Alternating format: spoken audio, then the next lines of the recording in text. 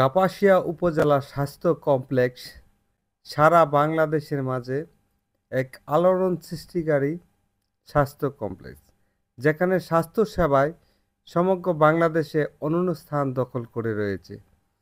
প্রায় কম বেশি প্রতিটি সরকারি স্বাস্থ্য কমপ্লেক্সের উপজেলা পর্যায়ে এই কাপাসিয়ার স্বাস্থ্য কমপ্লেক্সের একটি ছবি ঝুলানো রয়েছে, কারণ এটি বাংলাদেশের অন্যান্য স্বাস্থ্য সেবার ক্ষেত্রে অনন্য ভূমিকা রেখেছে। এটা হচ্ছে বহির্বিভাগ। এখানে কিছু লেখা রয়েছে, মা ও শিশু বান্ধব হসপিটাল। এখানে দুর্নীতির মুক্ত রাখার ক্ষেত্রে সুন্দর একটি বাণী লেখা রয়েছে, উপজেলা স্বাস্থ্য কমপ্লেক্স আমিও আমার দুর্নীতি মুক্ত থাকবো, এরকম একটি শপথ।